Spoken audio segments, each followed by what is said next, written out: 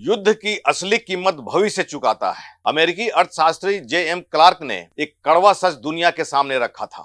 इतिहास गवाह है कि युद्ध की घोषणा होते ही पूरी दुनिया का ध्यान सेनाओं की आवाजाही और तात्कालिक नुकसान पर केंद्रित हो जाता है। नमस्कार, आदाब, सत श्री अकाल। मैं हूं मनोज नारायण सिंह और आप देख रहे हैं मंथन टुडे। इतिहास गवाह है कि युद्ध की घोषणा होते ही पूरी दुनिया का ध्यान सेनाओं की आवाजाही और तात्कालिक नुकसान पर केंद्रित हो जाता है। लेकिन अमेरिकी अर्थशास्त्र जे.एम. क्लार्क ने एक कड़वा सच दुनिया के सामने रखा था। क्लार्क का कहना था कि युद्ध की असली कीमत वह नहीं है जो आज के बजट से खर्च हो रही है, बल्कि वह है जो आने वाले कल के उत्पादन और विकास से छीनी जा रही है। आज पश्चिम एशिया के संकट को देखें तो क्लार्क की बातें 100% साबित हो रही है। 28 फरवरी 2026 को जब अमेरिका और इजरायल ने ईरान पर हमले शुरू किए तो शुरुआती 6 दिनों में ही पेंटागन ने 11.3 अरब डॉलर फूंक दिए। यह खर्च प्रतिदिन 90 करोड़ डॉलर के करीब बैठता है। लेकिन यह तो केवल दिखने वाला खर्च है, जैसे गोला बारूद, ईंधन, रसद वगैरह वगैरह। इसमें अगले 30 सालों तक जो घायल सैनिक होंगे उनकी देखभाल और उनके पुनर्वास पर होने वाला खर्च शामिल नहीं है। अर्थशास्त्री इसे राजकोषीय बोझ कहते हैं जो आने वाले दशकों तक सरकारी बजट को दबाए रखता है। युद्ध का सबसे पहला और घातक प्रहार ऊर्जा संसाधनों पर हुआ है। फरवरी के अंत में जो कच्चा तेल ब्रेड क्रूड $72 पर था, मार्च के मध्य तक वह $113 तक पहुंच गया, यानी महज कुछ हफ्तों में 83% की भारी वृद्धि हो गई। इसका सीधा कारण है होर्मुज जलजमनोबंध। यह दुनिया की वह नली है जिससे वैश्विक तेल गैस का 20% और हीलियम का 33% हिस्सा गुजरता है। ईरान की रणनीति साफ है।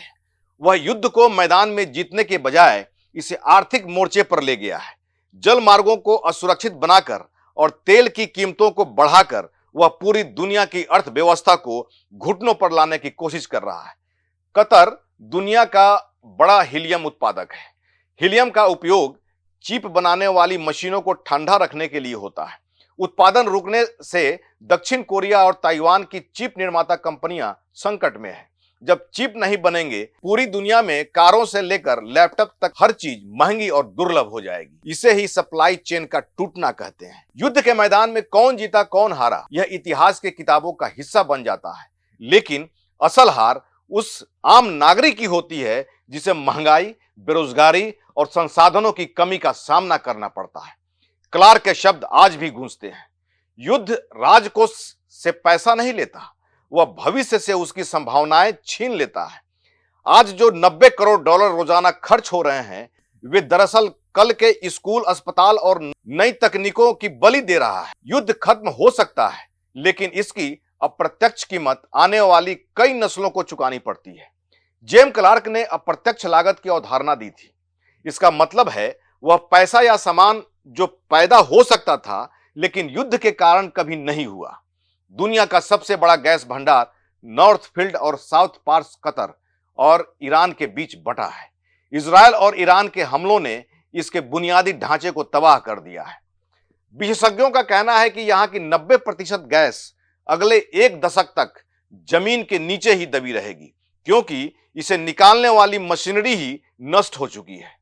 यह वह दौलत है जो आने वाले 10 सालों में दुनिया को मिल सकती थी, लेकिन अब कभी नहीं मिलेगी। पिछले 1 दशक में सऊदी अरब, यूएई और कतर ने अपनी छवि तेल बेचने वाले देशों से बदलकर ग्लोबल हब के रूप में बनाई थी। उन्होंने पर्यटन, तकनीकी और व्यापार में खरबों डॉलर निवेश किए।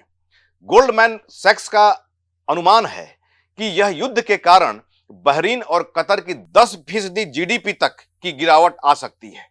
यूएई और सऊदी अरब की अर्थव्यवस्थाएं भी 10% से 5-8% तक सिकुड़ सकती। ईरान का उद्देश्य सीधा है, इन देशों द्वारा पिछले 10 सालों में की गई तरक्की और आर्थिक विविधीकरण को नष्ट करना। आने वाले समय में यह पता चलेगा कि इस लड़ाई का भविष्य में क्या अंजाम होता है। लेकिन जो अर्थशास्त्री ने लिख दिया है, जो अपना कॉन्सेप्ट दे दिया है, उस पर सभी किसी को विचार करना चाहिए, वरना आने वाला नस्ल तबाह हो जाएगा। अगर आने वाला नस्ल तबाह होता है तो इसका दोषी कौन? सबसे बड़ा सवाल। ऐसे ही खबर देखने के लिए देखते रहिए मंथन टुडे। हमारे चैनल को लाइक करिए, सब्सक्राइब करिए और अधिक से अधिक लोगों तक शेयर करिए। बहुत बहुत शुक्रिया।